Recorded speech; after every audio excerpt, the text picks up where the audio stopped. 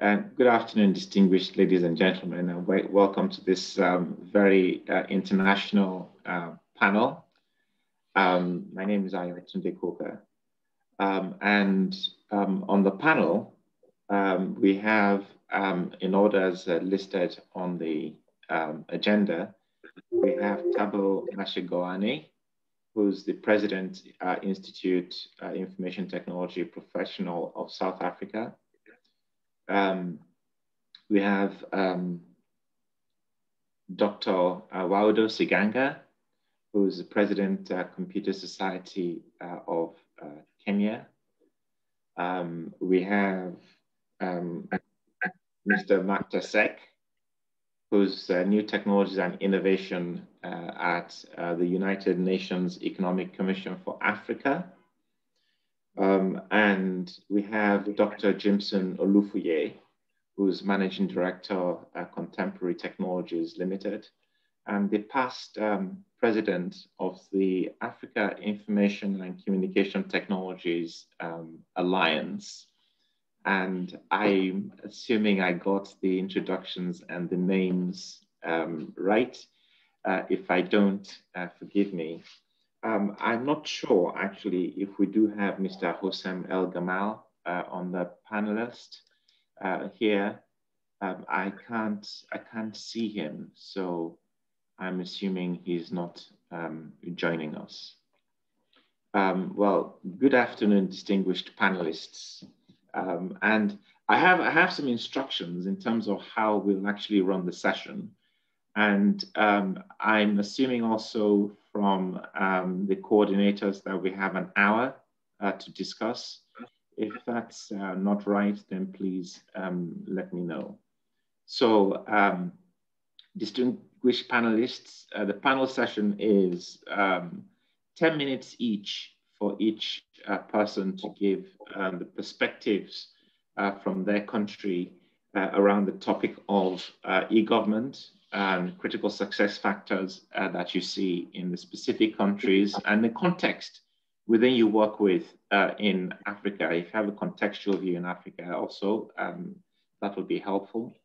So you have 10 minutes of that to talk about that.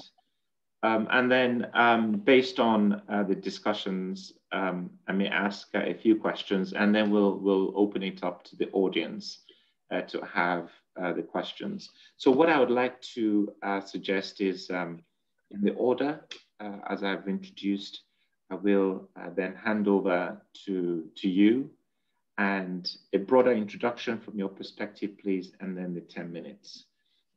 I'm also therefore assuming that in the absence of any interventions, what I've said and the process we've discussed works. Okay, thank you very much. So I'd like to hand over now to, if there's no checkpoint, I'll just pause for a minute. Excellent, thank you. If all is well, then I'll ask now like to ask Mr. Thabo Mashegoane to hand over to you, and you have 10 minutes.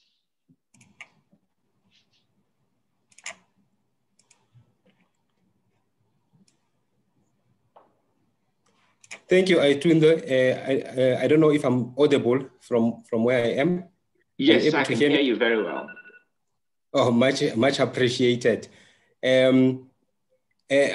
would like to just maybe give a stab on this, on the e-government and the critical success factors in the context of South Africa, and also just to touch on the context being COVID as well. I think it's critical that we contextualize this given what we've got.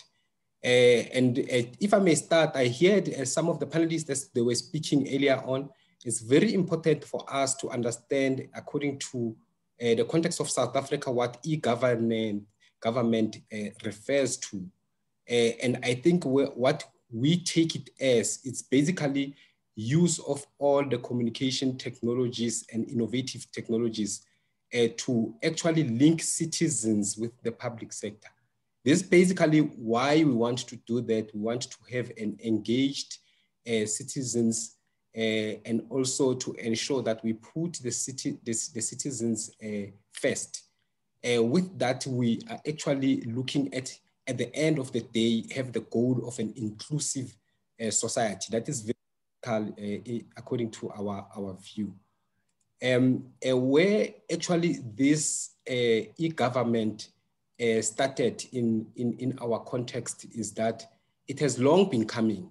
I mean, since the new dispensation in South Africa, it was started with a couple of documentations that were put in place to put in the framework and also to put in some standardizations. While that all was happening, it actually advanced to the stage where there is now implementation based on all those frameworks that were put in place. And it's critical to also note that there has been a couple of successes, and also there are challenges with regards to what has been implemented. So in our view, our initiatives are broken into three. So we have governance to business, we've got government to citizen initiatives, and we've got government to government. So government to government, very critical to have a well-oiled machine in a government perspective, where our government systems are talking to each other. We do not have the situation of having to break down communication or duplicate information as a citizen goes from one department to another. So that is very critical, and it's foundational in nature if one looks at that. So there is a couple of initiatives that are already in place. I heard one of the panelists speaking about if you want to be a responsible citizen, you ought to have, you ought to pay tax. Can we go to the next slide if maybe we are to use the slides? Let's go to the next slide. Yeah. So I just touched on the initiatives as to which initiatives we've got, and for one to be able to implement these particular initiatives, we have actually implemented some successfully. In the tax side, we are able to file without necessarily going to any offices. So you can file wherever you are.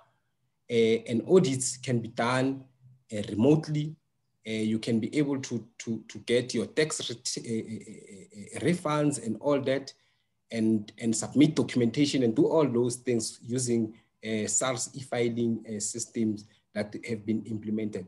We've got other key systems also from a home affairs perspective, which is our identification system, which assists one if you want to have your smart card, which is your identification document being done. And we have moved this system to be online, and where you have to have touch points. You can have touch points anywhere, including banks. So banks have been put on this journey to assist with such, so that they are able to help. During this COVID-19, some of the very important systems that have actually helped the citizens were on the Department of Labor with something we call U-filing. So in that respect, it assisted a lot of businesses where you had challenges with unemployment, and where you had some businesses that were struggling to pay workers, and workers could be able to go into this online service, register, and also after registering, get their unemployment payments without necessarily having to be going in physically into offices and so. So this was very critical when we had COVID, and it shows how important to have this type of systems. There's a couple of them in the education sector. We have some in the business sector. And also when you look at the local municipalities themselves, they have implemented some of the systems to deal with the incidences and issues that are happening with the public infrastructure. I won't speak about each and every one, but they are there in this presentation. So we can go to the next one, just to touch on some of the principles that are guiding us in actually building the e-government in South Africa. So what we are looking at is for us to have systems that are talking to each other using a standard. They have to be secured, and we have to ensure that from a government perspective, when we are purchasing the systems, we use the government's a power of purchase to ensure that we build the local economy through the economies of scale. And we purchase skill, or we purchase technology locally, and where it is not available, we ensure that it is actually developed locally. We look also at elimination of duplications that are happening across. The first principle of interoperability and elimination of duplication are actually very closely linked. And what we have in South Africa, we've got about 11 official languages, and it is very critical that as we develop this, we do it in such a way that all the official languages are catered for. And this will lead into a digital inclusion. That is very critical that we have that. Can we go to the next slide? This is just to touch on what our challenges are. And when next slide, please.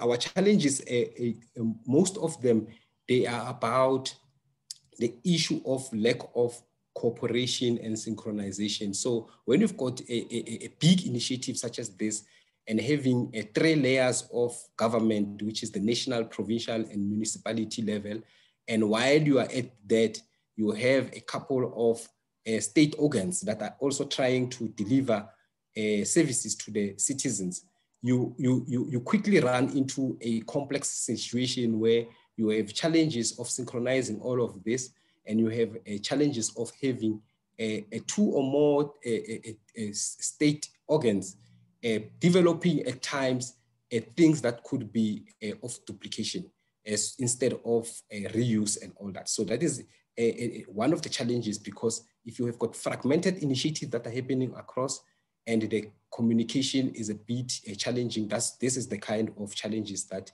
you have. So also on the budgeting front, if you've got this, you do not necessarily have a streamlined scenario of your budgeting, and that's where the biggest challenges are coming from in you being able to roll out as many services that as you can. Can you go to the next one? Next slide, please.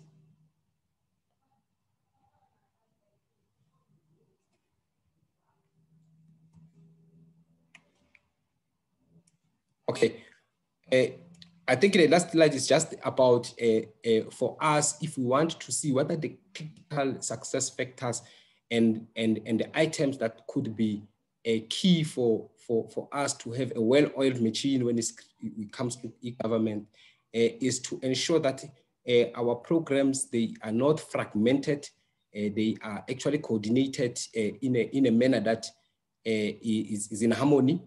We have to also ensure that where we have successes in one area, we try to replicate and actually avoid duplication. That is very critical, because if you get to be successful in one municipality or one province, it's very much important that those lessons and the learnings and also the solution itself can be just replicated and deployed in other provinces. That's very important to do. And also standardization of interchange requirements, very important to ensure that we have one view of a citizen. We do not have the scenario when a citizen interact with one area and go to the other departments, they are seen to be a different person. We also, the other critical success factor is that you can have all of this in place. You can have the best technology, you can have the best of the best in place.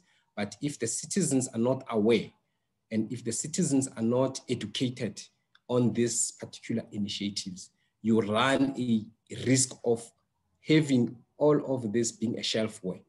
You have the systems implemented, however, they are not used. So it's important that a government runs a very big campaigns in making citizens aware of these services. And that also includes the fact that you also have to look at access, universal access to internet, which is critical for them to be able to, when they are going into this space, they do not have the issue of money and saying data is expensive and all that.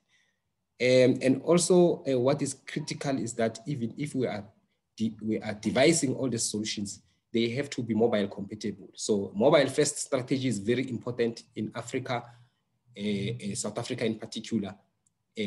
Most people have got smartphones. So they have smartphones, they are able to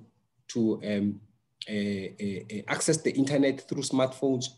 Very few have got laptops and PCs. So it will make more sense to have solutions that are mobile based. Thank you at this point. I don't know if questions will be asked later or at this particular point. Thank you. Thank you, Mr. Thabo. Excellent. Pretty close to the time allocated. Some good insights there. What I'd like to suggest is that we take the contributions from the other participants and then ask some questions. Then I've just noted that we actually do have Mr. Hossam Elgamal, the President, Africa ICT Alliance from Egypt. Welcome, Mr. Hossam.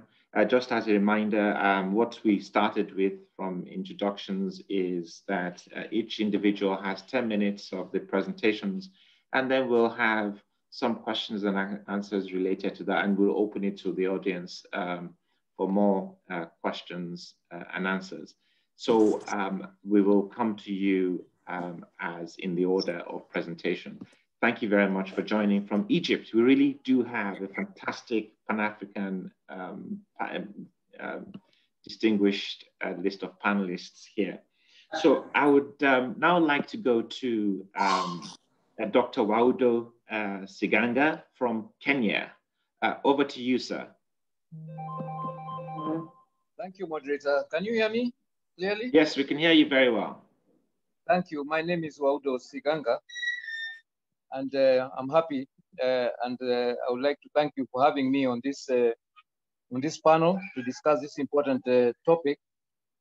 Just to say that I really had a challenge because at this particular moment I was supposed to be on 2 different conference calls, but I think because of the capabilities of technology today, something like this is important.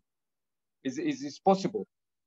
The only difference was that the other conference call on which I was, there were some elections there, and I was also standing for one of the posts there, so it was sensitive. So I was almost of the opinion that maybe I might have to wonder whether I'll be able to participate in this particular call, but I said no. This topic is very important. I'll participate, but I'll keep one eye on the other conference call, because you know with the elections there can always be some malpractices, as we have seen in some of the countries that we thought that these things cannot happen. So elections, one has to pay a keen eye on them. So I'm on the two calls, but right now I'll just concentrate on this one. Can I please have the slides? I have a few slides that I'll use for the call, not much. I'm going to do more talking. Can I have the slide, or the slide is there? So let's go to the next slide, please. Next slide, please. I should have given you a small table of contents. I'll just mention that. I'll talk about 4 or 5 different things. First of all, I'll look at Kenya at a glance, just to set the context of the rest of the presentation. And then I'll look at the objectives of e-governance in Kenya. What is the rationale? What is the raison d'etre of e-governance in Kenya? Then I'll also mention some of the major application areas that e-governance has taken in the country. And then finally, I'll look at some of what could be the key success factors of e-governance with particular reference to Kenya. This could be different from country to country. I'll look at it from the unique Kenyan experience and perspective. So can I have the next slide, please, so that we can look at Kenya at a glance? Next slide, please, moderator. I don't know whether I should, whether I can change it. I'm actually on the call with my mobile phone. So would you change it for me, please? The next slide. Okay, I think that's probably why we can't have you on video, as you're on with us on mobile phone. Oh, you cannot see me on the video. I'm so sorry about that. We can't see you on the video. Okay, but you can hear me clearly. We can hear you very clearly. We don't have the video. And can you put me on the next slide?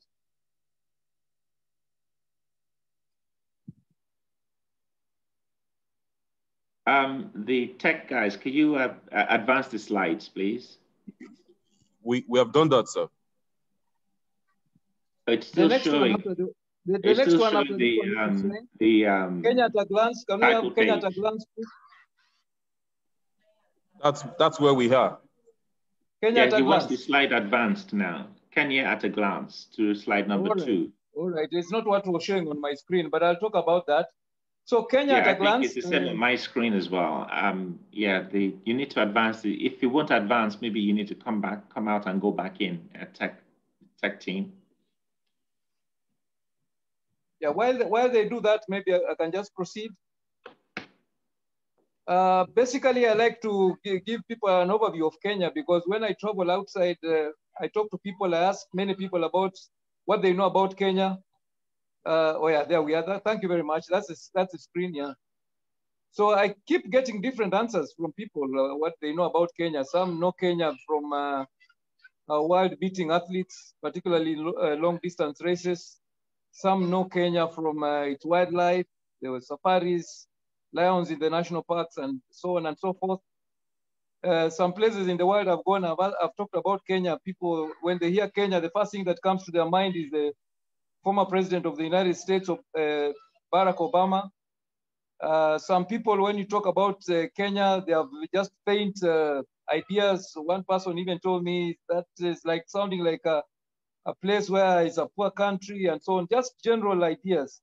And then, of course, some places you'll go and people have never heard of Kenya, or some would just think it's part of Africa, but they're not exactly sure where it is. So here are some facts about Kenya. It's a country on the east coast of Africa. Of course, for us people in Africa, we don't have a problem knowing that. Bordered by Tanzania, Uganda, South Sudan, Ethiopia, and Somalia, and then on the east coast by the Indian Ocean. We have a GDP last year of around 97.4 billion US dollars, which works out to be an average GDP per capita of $247. And with dollars, our unit of currency is the Kenya shilling. It's right now, because of COVID, it's gone down in value to some extent over the last few months. It's exchanging at around 110 Kenya shillings to $1 US. Population-wise, the country has about 47 million people. That makes it the 29th most populous nation in the world. And the population is fairly skewed towards the youth. So between 0 and 14 years, we have about 40% of the population. 15 to 35, we have 35% of the population. 65 to 40, 60, 63, sorry, that's wrongly put there, but 36 to 65 or to 64, we have 21.98%. And then over 65, we have 3% of the population. So the significance of this is that much of the population is young, and this young population normally makes a very good target when you want to come up with plans and ideas that deal with technology. It's much easier for this to be absorbed by the younger population than a more elderly population that is used to doing things in particular ways. So we think that this is an asset for the country, that we have a young population that can be easily absorbed into a technological environment. The official language is English, which is also good for international operations. Our political system is a devolved state with the multi-party democracy, and we have 47 counties that are to some extent self-governing.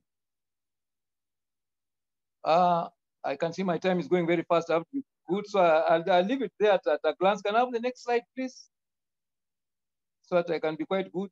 Okay, those are the objectives of e-governance in the country. Not much different from what you would have in other countries when it comes to e-governance. Is more or less the same thing.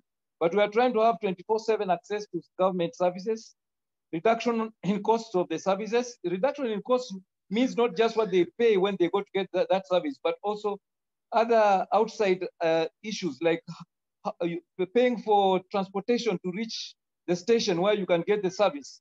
So if you can avoid paying some of those costs, this is reduction in cost. And then also another objective of the e-governance is ease of payment for the services. For example, they can use mobile phone money to pay for services rather than having to go to the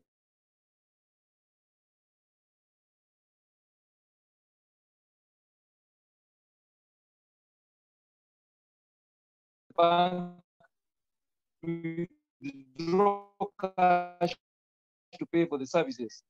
There's also, and that was sometimes a corruption. So that has been eliminated. And then it's also easier to get feedback from the people that absorb these services. Next slide, please.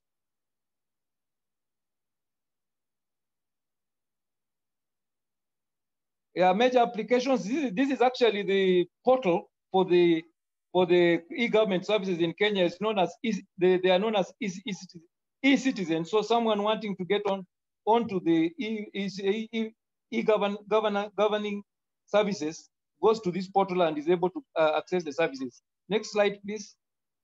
We look at some of the services on the next slide. Yes, so there you can see we have things like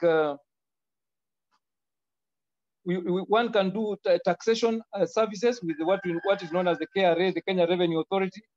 One can also do things like setting up a business or carrying out things like social activities like carrying out marriages or getting a driving license, dealing with getting their land certificates and so on, and immigration, getting passports and other registration services. So those are some of the services that one can get from the e-government portal. Next slide, please. The last one, I think. I can see my time is almost up. Success factors. To us in Kenya, we think that the e-government service or the e-government activities should be run from a very high level in government so that they can be, the people that take up the services can see them as very important. So the e-government directorate has been put under the office of the president rather than under another ministry that could be looked at as being not so important. Also, it's important to have supportive ICT infrastructure and services availability, especially in the rural areas, because these are the areas that we would like to impact most with the e-government services. So the infrastructure, the government comes up with policies and regulations that help the service providers to be able to perform or to give those services, particularly in the rural areas. So in Kenya, for example, we have what is known as the Universal Access Fund, which the large communications operators are charged a small taxation, and this tax is used to expand the access levels in the rural areas. So also supporting policies and regulation are very important. Kenya came up with what is known as the e-governance policy way back in 2004, and that one has been guiding the progress and the growth of e-government within the country. It's also important as a success factor that the people in government who are going to work and give the services using this e-government are well trained. And then the users as well have to be given some kind of awareness and buy in to the services. So I think that is all I can talk about. Maybe we'll discuss a few more when it comes to question time. Thank you very much, moderator. Back to you. Thank you very much, Dr. Wavdo. That was fantastic, keeping to the time and the awareness of time. Thank you very much. I will now travel very, very briskly over to Ethiopia. And I would like to now ask Mr. Mactar Seck from Ethiopia to come on board with the presentation. Thank you. Mr. Mactar.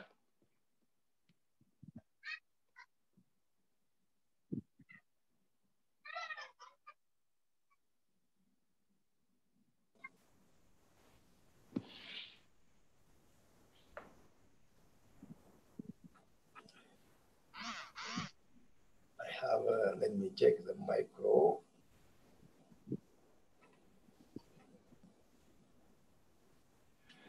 Hello, good afternoon. Did you hear me? Yes, we can hear you very well, although we can't see you on video, but we can hear you very well. Okay, now I want to share first my presentation because I think... yes, the presentation is up now. Can you see it? You have my presentation? Yes, it's up. Yeah, I did. It's up, huh?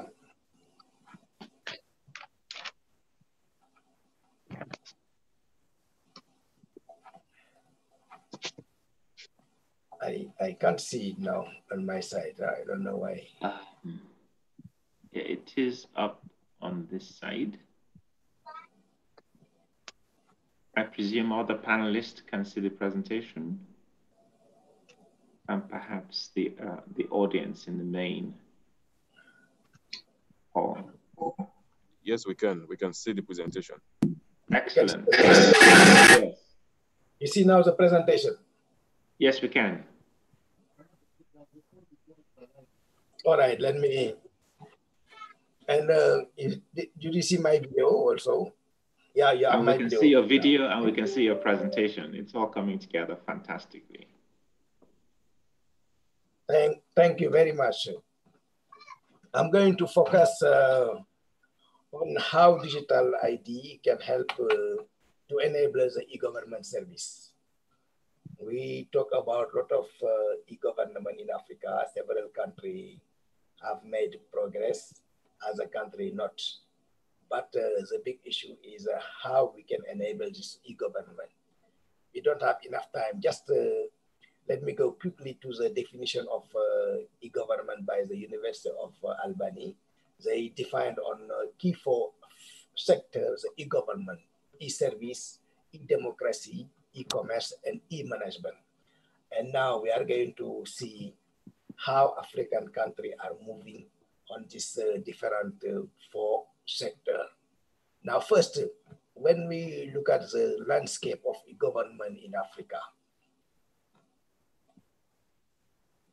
for the landscape of e-government in Africa, the last survey, 2020, of the UNECA, United Nations Development and Social Division, about 134 countries are among this survey. And we have several African countries. Now, the result is among this, all this 180 countries, the majority of countries in low e-government development index are from Africa. 7 of 8, yes, out of 8 are from Africa. But we have a good news. We have Mauritius, Seychelles, South Africa on the top of the African country. But when you look at the ranking of Mauritius, is 63. 63 and Seychelles 76, but they made progress in this several countries.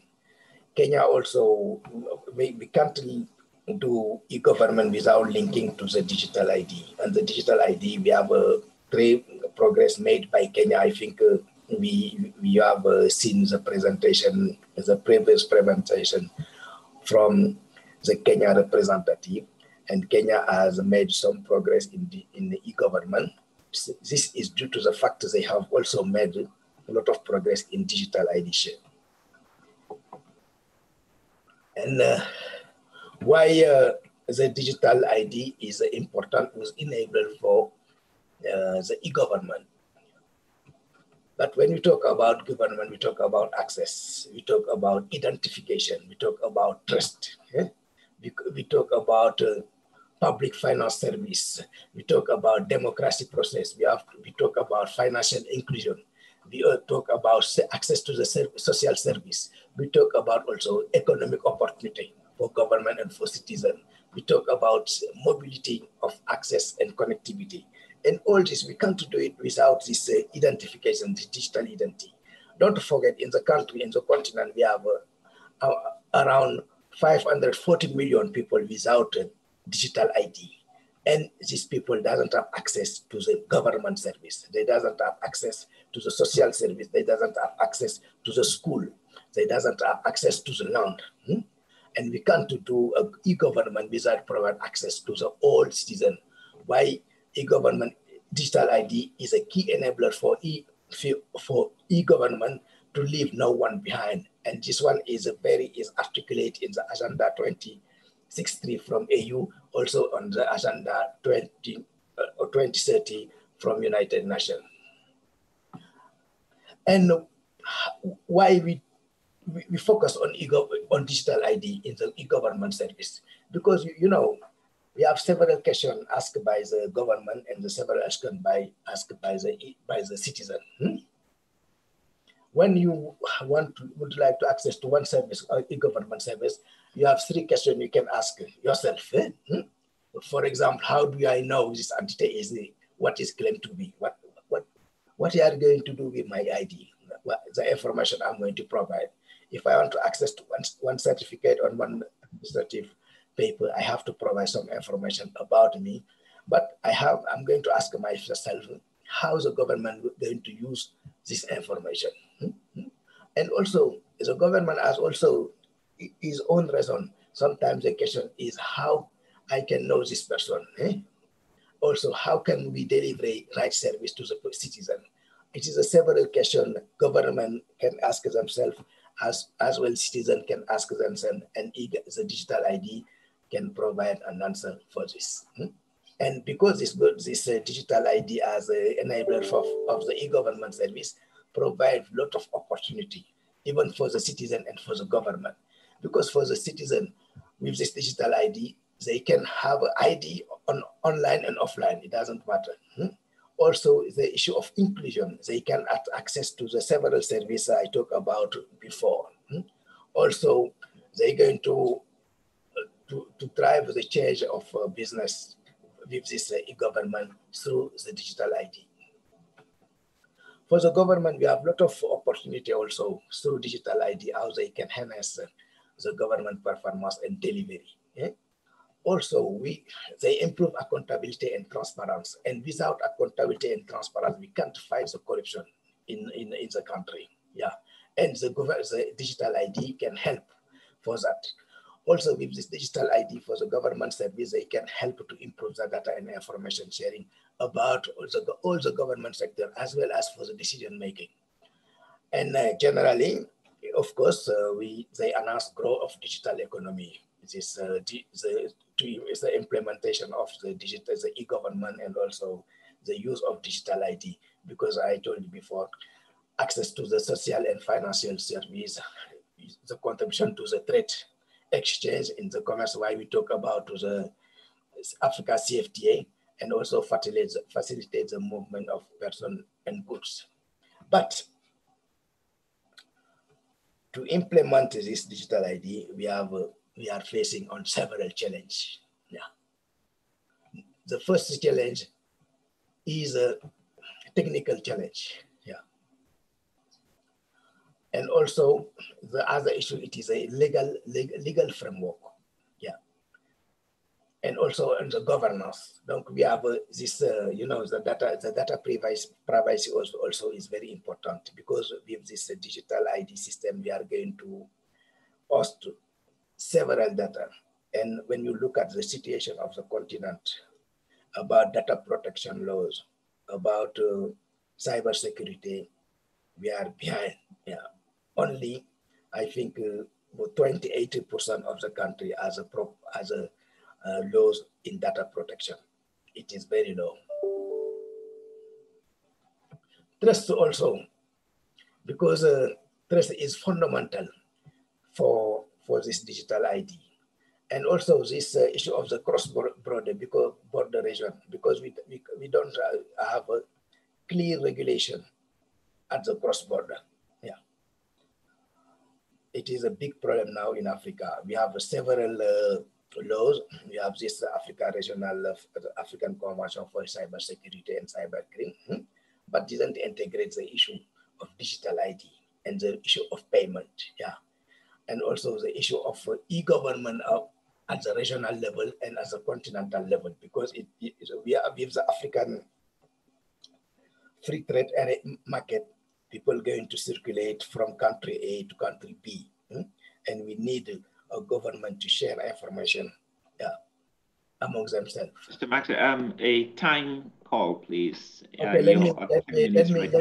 I'm going to share the presentation, and we'll get also answers to the several questions. Why we don't do? Why is a key principle for the digital ID as enabler for the e-government is inclusion, universal coverage and accessibility, provide access to all population. Second is the technical part. You have to design a robust system as well as a governance building around trust, protection of the data protection and user right.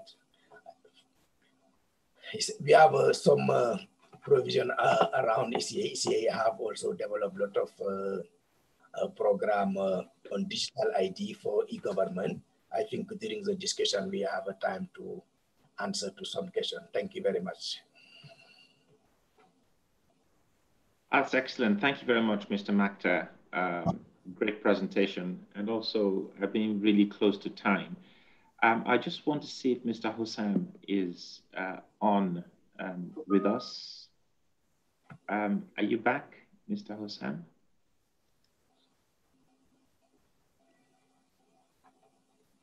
If not, and if this is okay, I'd like to suggest that we go straight to Dr. Jimson Olufuye. If you're able to do your presentation. I'll just say Mr. Hossam just stepped out slightly on a very urgent call, and I'm expecting and somewhat hoping that he'll be able to join us after Dr. Jimson's own presentation.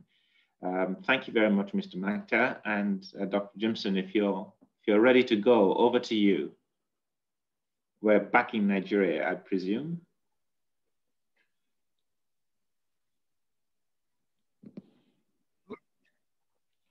To share my screen. Okay, while the screen shows, I want to say good afternoon to everyone. Can you hear me loud and clear? Yes, and we can see your screen. Okay, great. All right, and you can hear me? Loud and clear, thank you. Okay, great.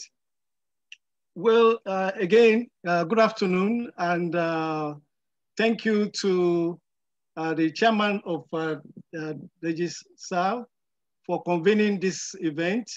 It's a very, very important event, and also to appreciate all those that have spoken and all the listeners. Again, I say good afternoon to you all. It's a great privilege to intervene at this point, speaking about e-government in Nigeria. Well, I listened to some of the speeches earlier and panel discussion, and they're quite illuminating. And I think I should just stop here now because they've really elaborated and enunciated a lot of the approaches of e-government in Nigeria, talking about Galaxy, the federal government initiatives, and the Federal Inland Revenue Service. That's my friend, the essay to the chief tax officer of the nation, my friend Kola. So, and all the other earlier speakers have dwelled on many of these things. But notwithstanding, I could just do a quick recap from my perspective about e-government in Nigeria thus far. Well, I'll be looking at the introduction, joining thus far, and then doing a brief comparative analysis. They will look at some policies and laws in place and dwell on the e-government master plan, and then the outcomes and drawbacks. And therein, I will conclude. Well, I think it's a very good thing that we have a stable democracy since 1999, and that has facilitated a lot of things. The effect of the telecom NCC policy 2000 and IT, that's NIDA policy in 2001, has had a very good effect.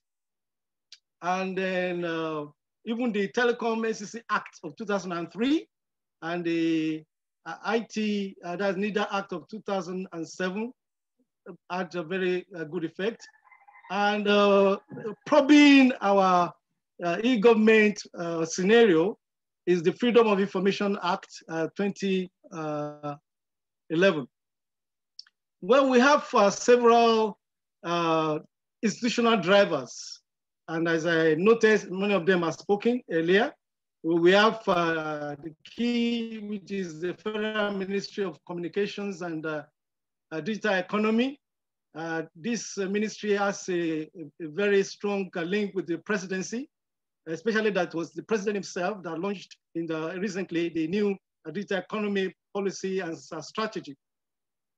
We have NCC doing a good job with the telecom regulation, the NBC, the National Broadcasting Corporation, of course, also doing their bits, and they are dwelling into TV-wide space regulation now, and we hope they can fast track that. NIDA is doing a good job when it comes to IT standards and regulation, and we'll see some of the regulation and standard they've articulated. And then we have for government access provider, NICOMSAT, Galaxy Backbone that spoke earlier. We also have National Bureau of Statistics. They are doing a good job providing statistics. I can recall during my time as the president of IT Association of Nigeria, I made some move that we need to incorporate ICT into our GDP index. And thank God that happened, and we had ICT incorporated during the last regime, and the Bureau of Statistics played a significant role. They took up that challenge. CBN too is a strong institutional driver, especially when it comes to e-payments and ease of doing banking transactions in Nigeria. NIMC, National Identity Management Commission, they are working on a digital identity with their co-option into the Ministry of Communication and Digital Economy's umbrella.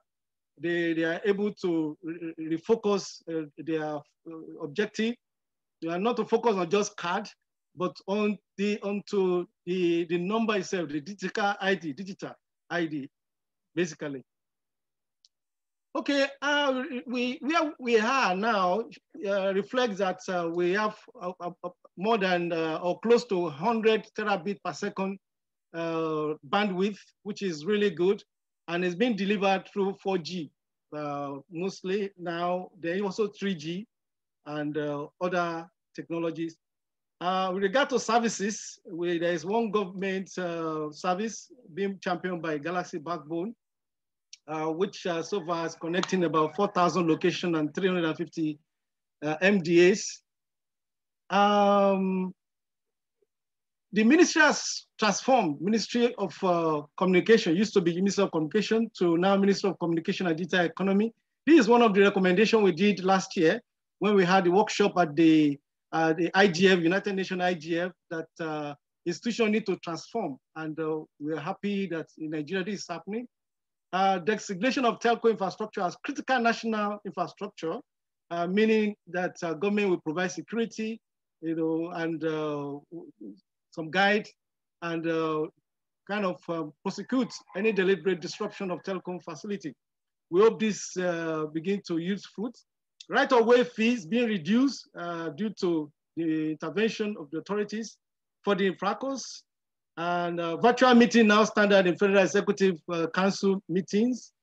And then we have increasing online application, which is a good thing, like the TSA, Treasury Single Account, the Office of the Accountant General for the Federation, IPPIS, which has called for some controversy or raised some controversy with ASU and what have you.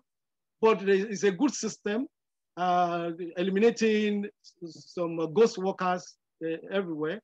Then we also have GIFMIS, which is a World Bank powered payments platform for the government. That is a government integrated financial management information system. And Federal Revenue Service, they have also talked about e-tax clearance, and then the portal available. And the Office of the Auditor General for the Federation, which my company happened to also support, and they have a number of applications to drive their processes. There is Audit Tracker helping their update, and there is AFREP, so that the firms don't need to travel to Lagos, to Abuja anymore, so they can do their transactions, payments, and get their certificates online with QR code. Well, BVN is also there, bank verification number, JAMB online examination for admission into university, CAC registration portal, because we had earlier that has been integrated with tax ID number. Then also Nigerian Immigration Service, e-passport, e-visa, and e-permit. Also the Nigerian Customs Service, e-services. Health and welfare, we have mobile drug authentication, which is a good thing. National Health Insurance Scheme is also being activated seriously for online services, driver's license, vehicle license, and then all of government email system, as the Galaxy rep mentioned earlier, is functional with Intercom. The Nigeria oil and gas industry as well, joint qualification system portal, the national ID card. Yes, you can, through mobile application, you can check your status. And we have open data, especially with Nigerian Bureau of Statistics. NAFDAC, of course, also has their own online services. And interestingly, in Abuja, there is Abuja Geographic Information System. They've created an interface to liaise with the citizens so that people can check their land data and make payment. And we learned last week that they are making more money with their ICT, with their integration into online service. ICT contributes more than 70% to Nigeria's GDP of 446.5 billion USD. That's by 2019 estimates. Well, comparatively, this is a graph to show that we're one of the 20 countries in the world using the internet. You know, usually in the industry, when you talk about the internet, you're talking about the ICT, and that's the infrastructure that drives e-government. And in Africa, you can see that Nigeria has the highest user. And then when it comes to penetration, we are still behind, maybe around number 10. So we need to do more so that more of our people can be involved, can use this technology. Then the policy framework, the Nigeria Digital Economy Policy and Strategy, which was launched recently, that's last year by President Buhari. The vision is to transform Nigeria into a leading digital economy, providing quality service and digital economies for all. The mission is to build a nation where digital innovation and entrepreneurship are used to create value and prosperity. It has 8 pillars, which I could actually summarize to 4. You know, yes, regulation, yes, regulation, infrastructure, and digital services, and then local content. There are other frameworks and law, like cybersecurity policy, cybercrime, executive orders to say, okay, we need to promote ease of doing business. Well, there are a number of NIDA guidelines that is helping e-government, especially the e-government interoperability framework. That guideline helps to interlock government services. Nigeria government interoperability framework is very relevant. And one service gov.ng is in the works. The master plan itself is to utilize ICT to drive transparency in governance and improve the quality and cost effectiveness of public service delivery. Well, the vision is to create a world-class open and digital government that connects with people to drive efficiency in public administration, responsiveness of civil services, and transparency in governance, leading to improvement of the quality of life of Nigerians. Well, the outcome that are being expected. We expect accountability. We expect that citizens be more responsive also to government and government to citizens. And then integrated system. To having the right people, competency, then non-corrupt public officers, and fiscal sustainability, etc., etc. That is the mapping for the expected outcome. We expect that the economy will flourish better because more people will be able to add value, like paying their taxes and so on and so forth. The drawbacks I see that we have now is that not many people are seeing. Dr. Jimson, time call, please. Let's do 1 minute max extra.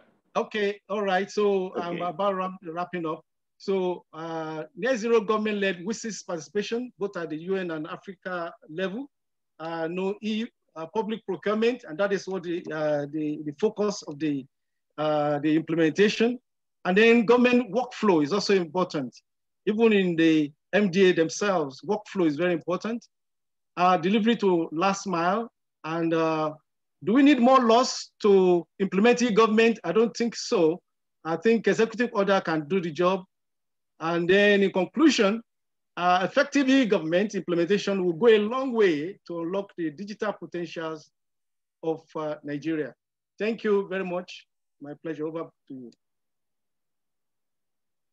Okay, Dr. Jimson, thank you very much. Very much appreciated. Very comprehensive. I note that, unfortunately, we have Mr. Hossam hasn't been able to get back to us in time for his speak. We're actually at about 50 minutes of the time we have now. Thank you very much, distinguished panelists. I saw one common thread from what the presenters said just before going out to the audience for questions. Identity seems to be two things across the presentations. Identity being so key that we have to get that right for this one. And the other one is leadership coordination. I mean, there was a suggestion it had to be in the presidency or perhaps the empowerment of the people who have the mandate to drive across the board. And it looks like somebody has to have the mandate, either in the presidency or empowered somehow. On the identity and this empowerment, any viewpoints from panelists on how that's been addressed or some very specific key challenges?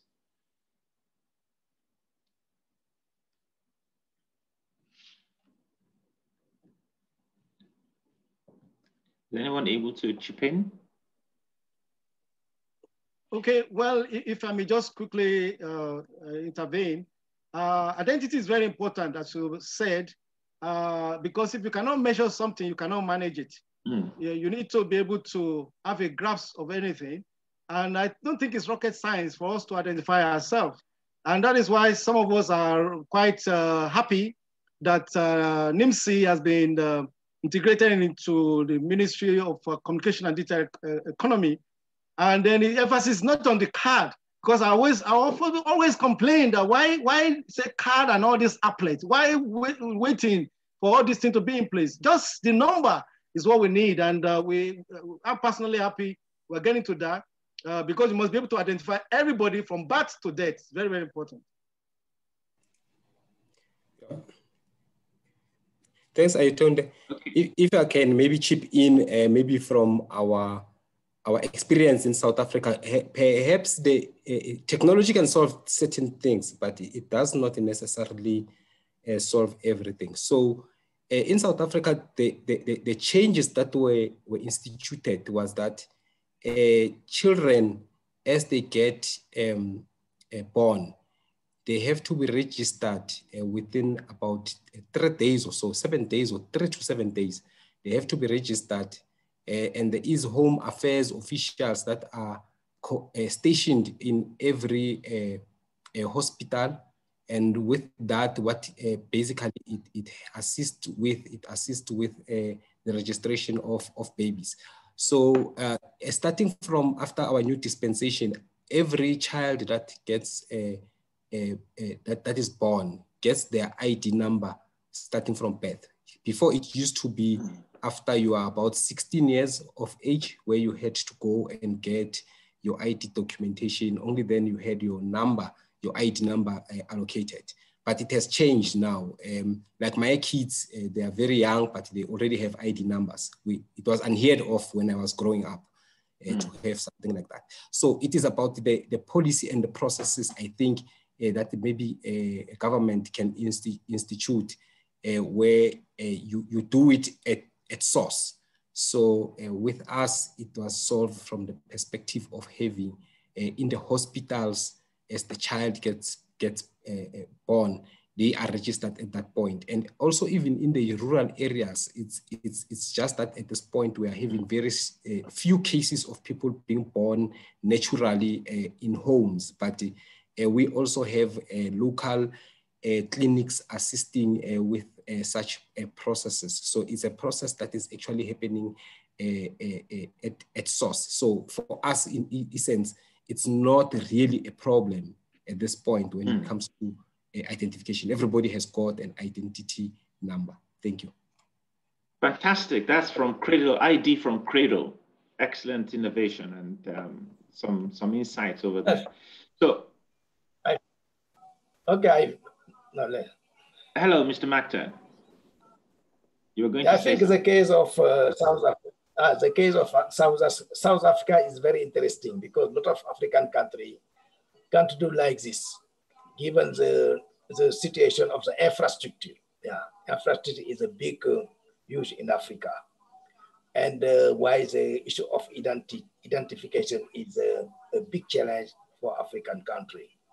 Rwanda also make a lot of progress on this. It is a good case how to identify people, how to provide ID at the birth of the people. I think Rwanda can be a good case for Africa. They use what call it small mobile, small laptop, mobile equipment in the rural area to register the birthday. It is innovative in Rwanda, and it is a case of people, a lot of countries have to follow.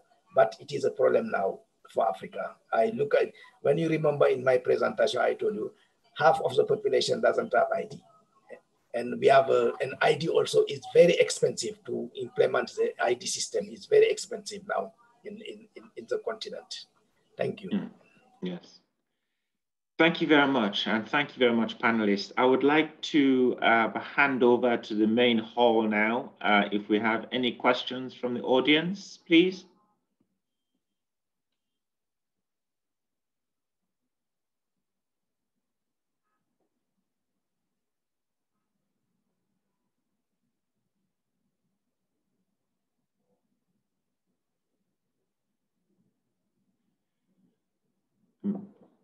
If we don't have any questions, perhaps some feedback from the MC.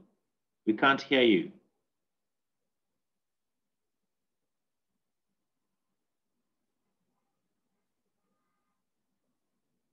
I kind of see like you're speaking, but... It's on mute. Oh yeah, the main hall, you're on mute. Do you have a question? Okay, excellent. Anyone? South African experience? Ethiopia? Egypt? No question. No further question, my lord. My brother, hi. Okay. In the absence of any other questions, perhaps any rounding comments from panelists before we round up? Any final comments? 10 seconds. Yeah, this is Jimson here. I think the more we have programs like this, the better. It gives us an opportunity to come together in form of a peer review to know where we are and to be able to chart a path forward for our citizens. Thank you. Okay, thank you very much, Dr. Jimson.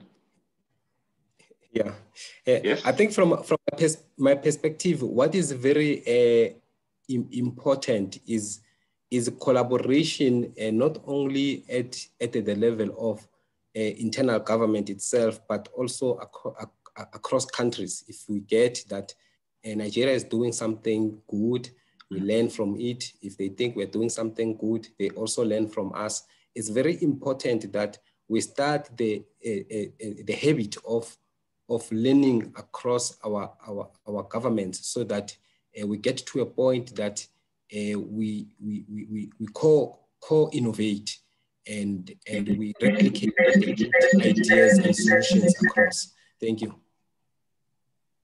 Okay. Thank you, distinguished panelists. I think, so wrapping up, it's absolutely a key message here is that we don't need to just have to collaborate within the countries we're in.